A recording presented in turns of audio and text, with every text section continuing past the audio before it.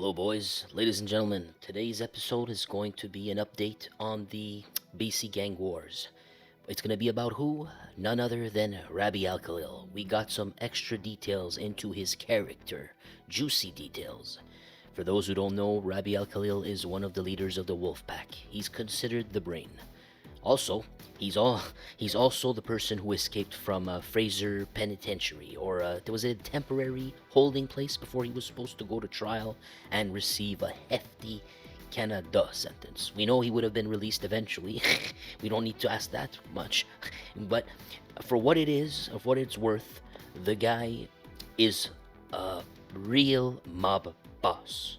He doesn't need to join the mafia. He created his own. It doesn't get worse than that. And he created an not international growth. Yeah, it is international somehow because someone has to be in Mexico. We already know this. You can't just get Kane out of the blue. You need to have some form of liaison over there, some guarantor. And if something goes wrong, they off him. We know this. However, for Rabih Al-Khalil's sake, we will simplify the story today because we will be focusing a little bit more on his beefs and case because something came out. We're gonna hear him speak. Not him necessarily, but his words. They mean the same thing. The spirit of the man will come out. Now, before we proceed, we will look at an article that's a bit older before we get to the new one, alright? Because we need the background information. They go together, these two articles, I find, and we'll have a little bit of fun doing so.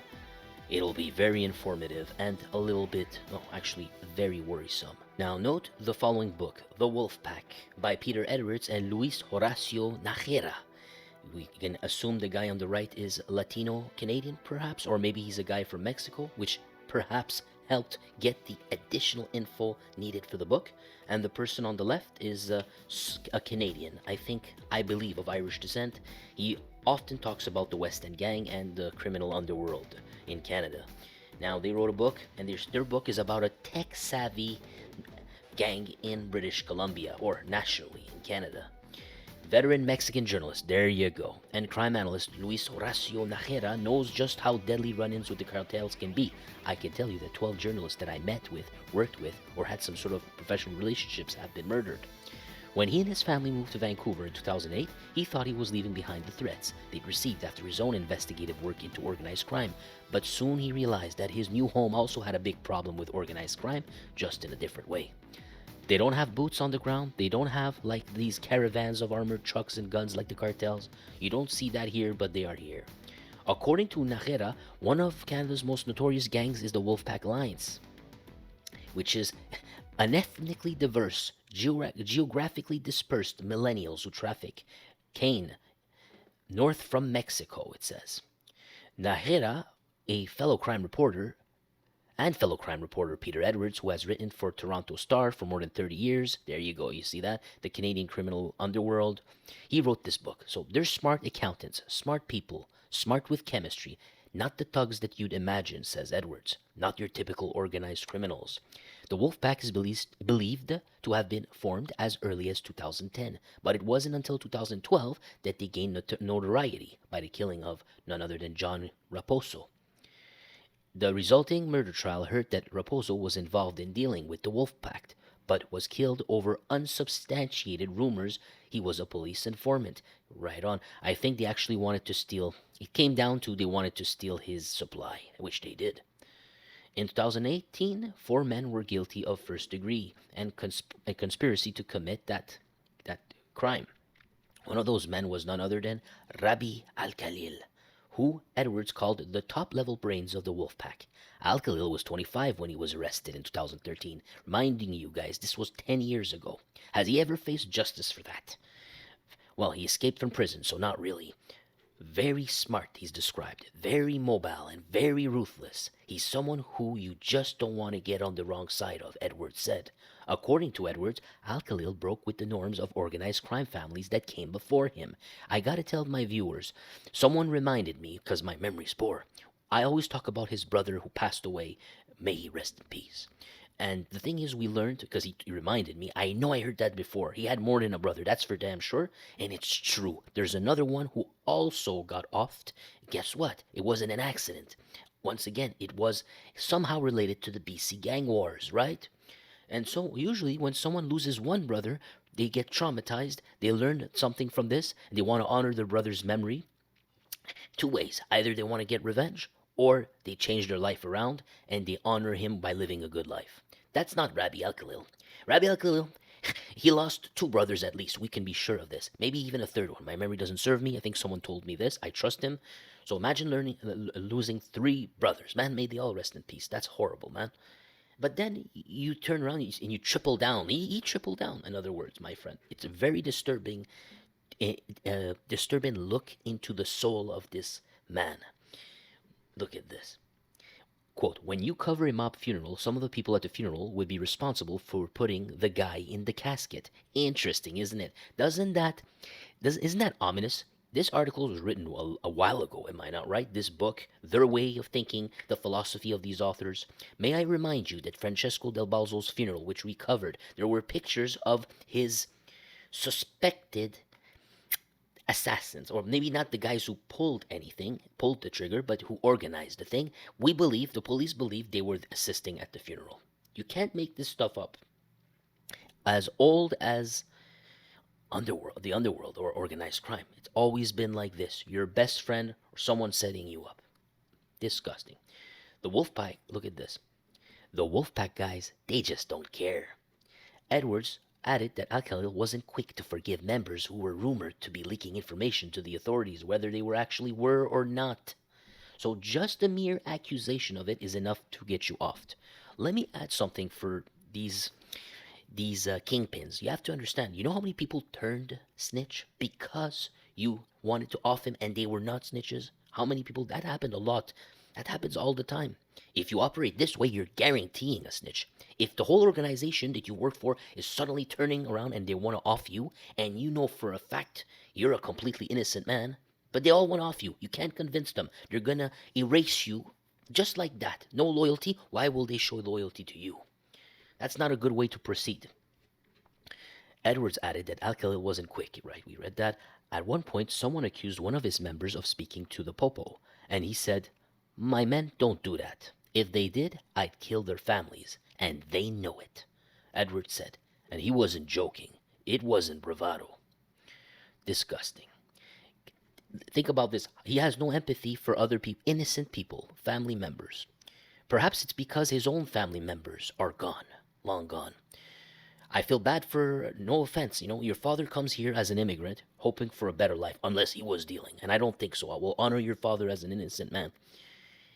You go into this, your family, you got your brothers, they're all gone, man.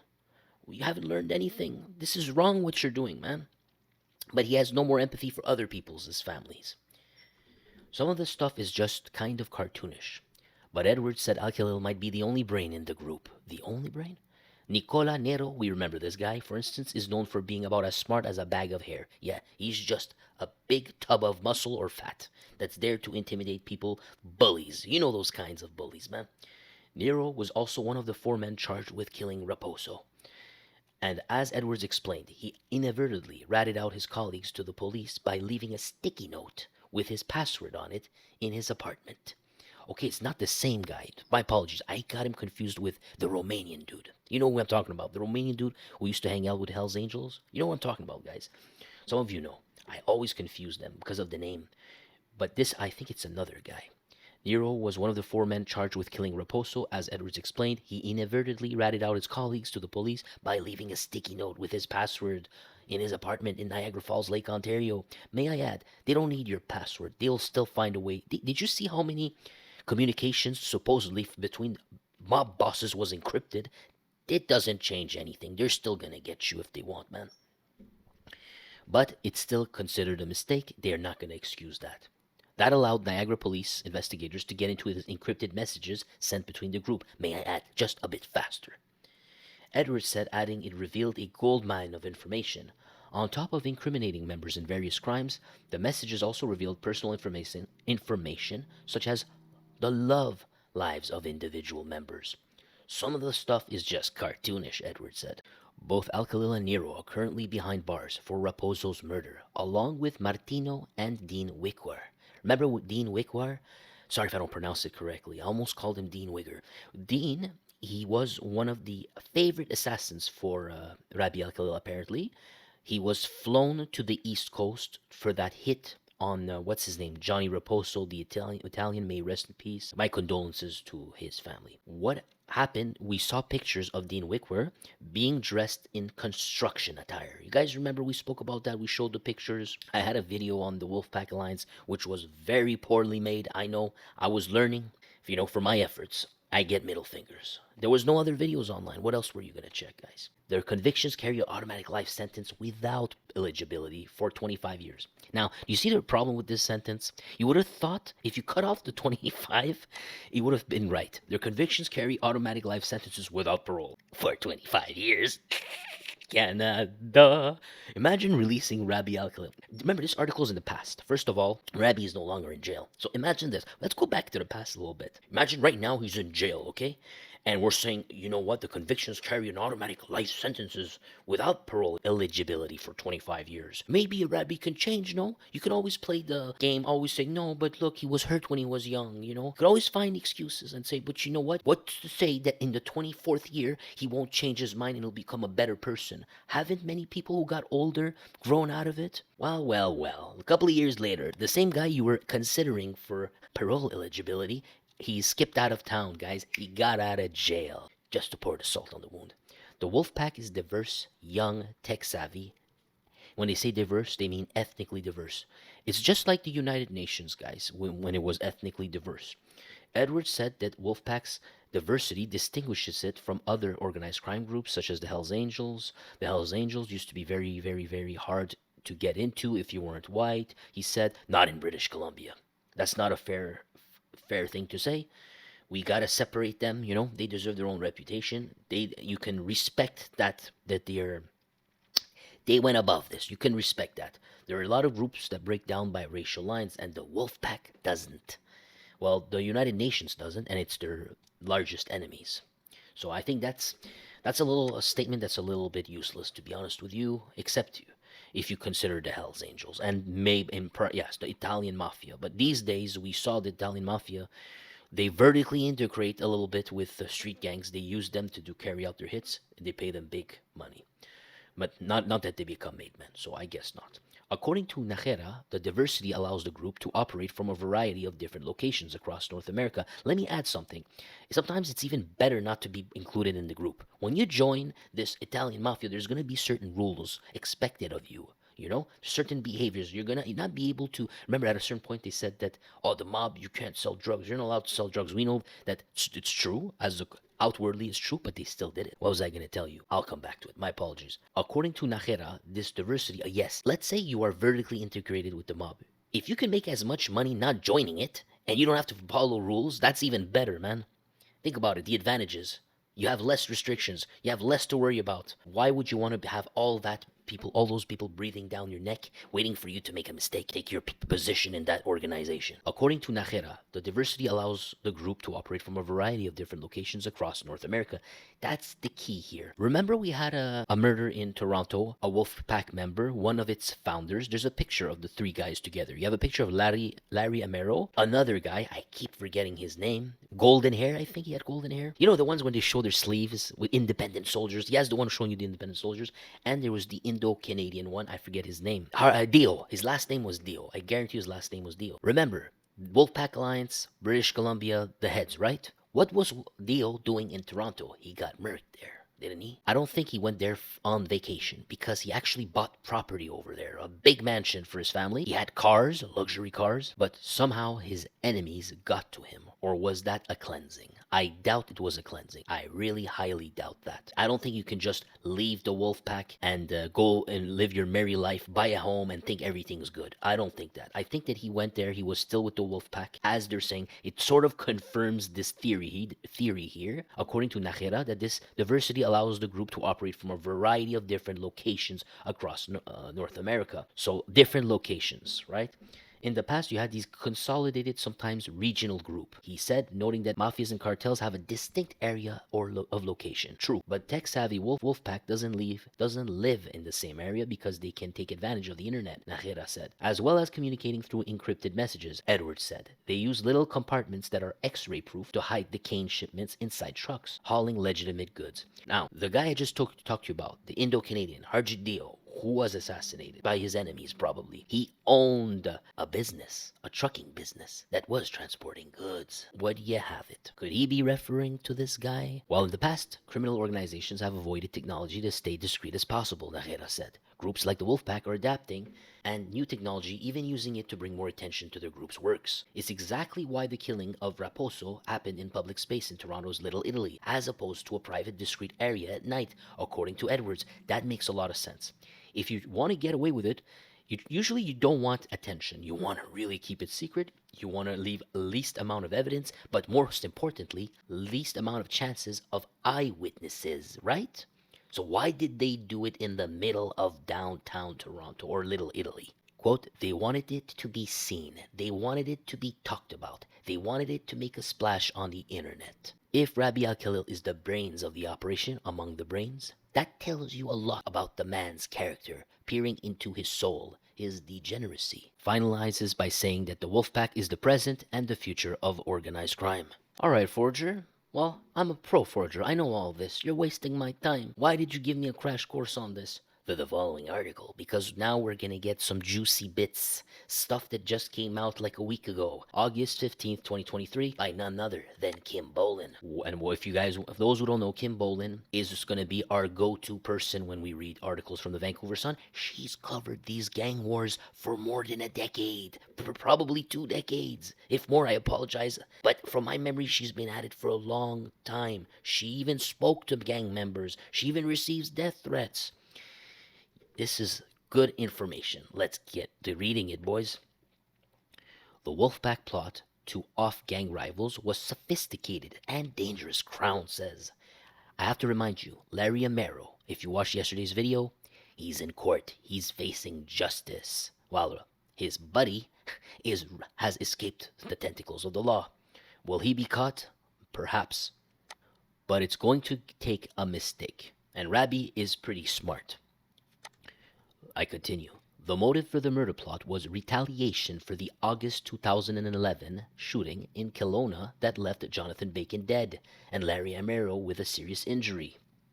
Reminding you, Jonathan Bacon was the leader of the Red Scorpions. He was the brains of the operation. He was loved by his crew, his family members too. And here's a picture of these buddies, these best friends together, and the woman on the side. I would not want to be driving in a car with them. If you know, last time there was an attempted hit on both of them where Jonathan Bacon died. Is that it? That's the guy who was Jonathan Bacon. One girl who was, I believe, a friend or a relative of Larry Amaro is now a paraplegic or a handicap or something like that. She can't move. She's in a wheelchair. She wanted to be around it, no? They like bad boys and they want to be around excitement. Well, sometimes play stupid games, win stupid prize. The Wolfpack gang plot to murder rivals Sandeep Dure and Sukh Dak went on for months and involved sophisticated planning, procurement of weapons, and other tools of the trade, prosecutor says. Mark Sheardown said encrypted messages sent back and forth between conspirators, including Hells Angels, Larry Amaro, show just how many people were involved in the hunt, which enhances the danger of the conspiracy. Remember, guys, this was 2011 or 2013, 10 years ago, my friend. Now, are you ready? Are you ready? Crafty one. Sheardown laid out a number of aggravating factors for BC Supreme Court Justice Myriam Maisonville on Tuesday that he said should impact the sentences handed to Amaro and his co-accused Rabih Alkhalil, both members of the Wolfpack gang. Both were convicted by a jury a year ago. Look how long that took, guys. They did something 10 years ago, man.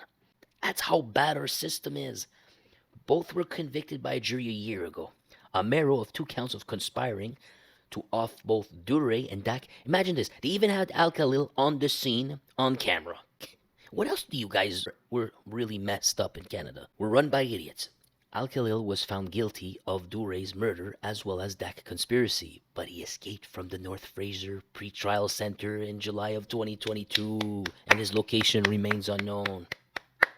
You gotta give it to the guy. You gotta give it to the guy for this. Either he's really good, or our justice system is a joke, and we live in clown world. Well, I've shown you enough proof that we live in clown world. Not to take away from Rabih Alkhalil, I just said that he's very smart. Both were convicted by a jury a year ago. Amero of 2 counts of conspiring to off Dure in 2012.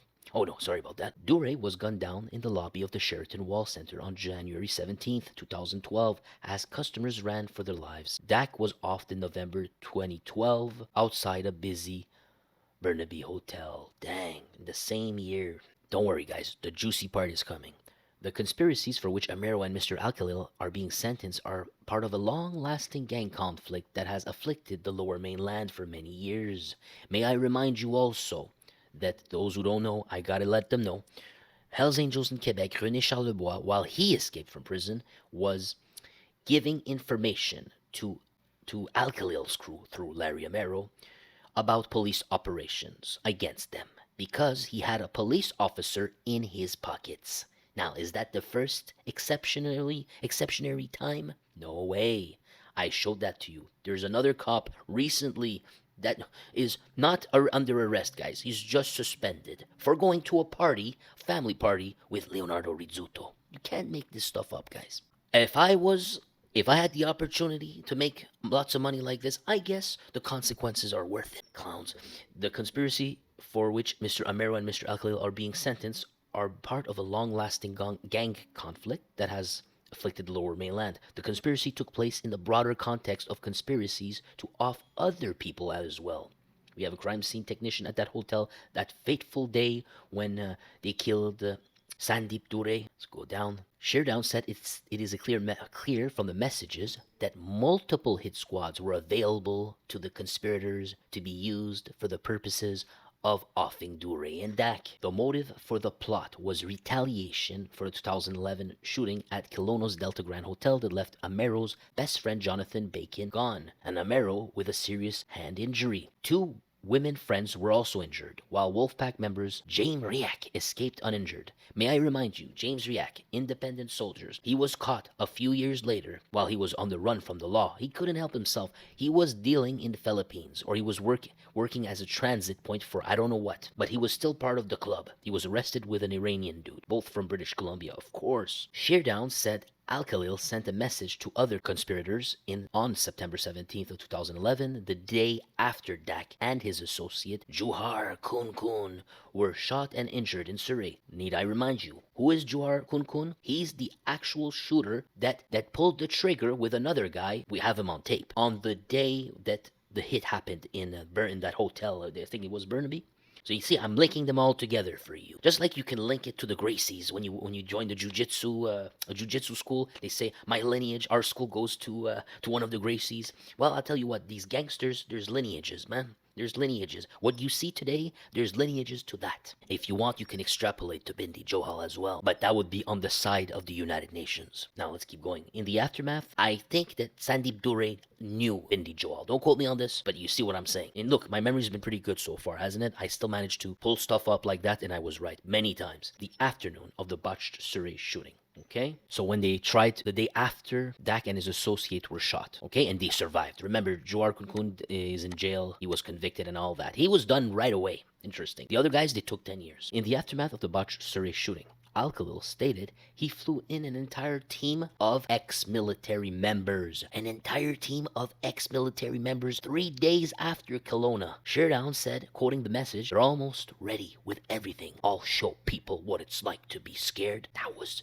12 years ago? Let me show you something, guys. Ex-military. Does that sound a little bit familiar? Man accused of killing BC gangster Jimmy Slice extradited to Thailand. He was an ex-military member. Jimmy Slice was deported from Canada for high criminality, Canadian gangsterism. And in India, he did the same thing, and he went to jail. Then when he left the jail, he flew to Thailand. And for some, I don't know how they get all this money, wink wink, I think he rented or bought a villa there in a luxurious place. He was living the life. He was setting up meetings, perhaps even offing some of his enemies or causing trouble for the wolf pack. The thing is, they never forgot about him, or they were annoyed. Something happened. They could not let him go. I believe it probably was still involved, and he was a thorn in their heels. Well, what did they do? They sent 2 ex-military soldiers. You can make this up, man. Contract killer Matthew Dupree. He was extradited from Canada to Thailand on charges of murdering Canadian gangster Jimmy Slice. These are the enemies. If there was one of the biggest enemies of Rabih Alkhalil, who do you think Jimmy Slice was friends with? This is Jimmy Slice, if you're wondering. They call him Jimmy Slice. I believe it's because of this scar right here. He personally stabbed a leadership in the Red Scorpion. I forgot who it was. He killed one of them. So one of Jonathan Bacon's friends, he offed him back then, long time ago. And that was when he was an underling of who else? The Dak brothers. See how crazy this plot goes? Well, they sent 2 ex-military members in 2022, 10 years after this quote. In the aftermath of the botched shooting, Al-Khalil stated he flew in an entire team of ex-military members 3 days after Kelowna. So who flew these 2 while Al-Khalil was in jail? Who probably masterminded this? Use your common sense. I have already proved it to you that we have kingpins inside of jail that were selling fentanyl in the United States. From a Montreal prison or Quebec prison. At the very least, it was a Quebec prison. The guy, I forgot his name. You remember, it was the Colombian guy. Why do you think I showed you that? Because I wanted to prove a point. They can still be in jail and cause havoc internationally. Now, maybe I could be wrong. Maybe I could be wrong, and Jimmy Slice was not offed by coincidence. He was not offed by the mastermind himself, who was in jail. His name, Rabih Alkhalil. I'm assuming this. I'm pretty sure there's nothing else to argue. If you see all this trail of evidence, what else do you want? Let's keep going. Another message sent that day to the group that included Alkhalil and Amero said, "We're a team of 20 plus guys working together to achieve the same goal. We have put together 3 teams of more than capable people to do what we need. We have purchased, imported, and acquired all the tools and knowledge we need to do things properly." The message was critical of the failed attempt on Dak, as not all those in the group were informed in advance, and the hitman used questionable tools. Quote, "Shot caller and them were ready, and were waiting for me to dispatch them to the best situation. I thought I would get the job done efficiently by making sure certain subjects were together to assure our chances of getting more than one guy at a time greater." The person wrote in one of the communications, I bet. Who else could it be? From now on, no one dispatches a team to any location without the knowledge of all other players. If we F-ish up and the mole gets heated out, it's gonna suck. The message author said the plan was to get 6 or 7 rivals together. Then maybe we dispatch 2 teams to work together. But not this effing BS. Please, let's work as a team and strike strategically and proficiently. Don't want to be the idiots in town that F up every job we do. Crown Anthony Labarre said the message shows that the Dak and Durek murder conspiracies were carried out for the benefit or at the direction of or in association with a criminal organization. Dang, crazy, huh? I told you this was gonna be worth it. No comments, guys? Anyways, I hope you enjoyed this article, my friend. You can't beat this one. Crazy. Rabih Alkhalil on the run right now. If he set up that hit within jail, right? You're gonna tell me, no, that's far-fetched, forger. Bro, he managed to set up his own escape from jail. If he can escape from jail that easily, you don't think he couldn't mastermind Jimmy Slice? Now that he's out and free and about, what are his capabilities now?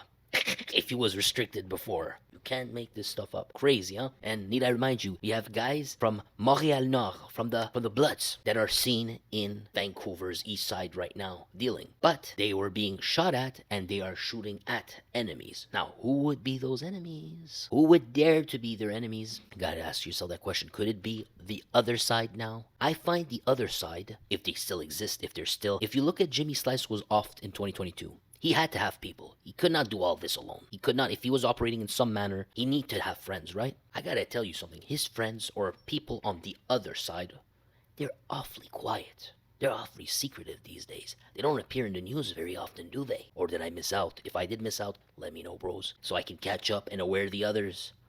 This is crazy. Thank you so much, my friend. God bless you. Help me out. Like the video and subscribe to get the latest on the Canadian mob wars.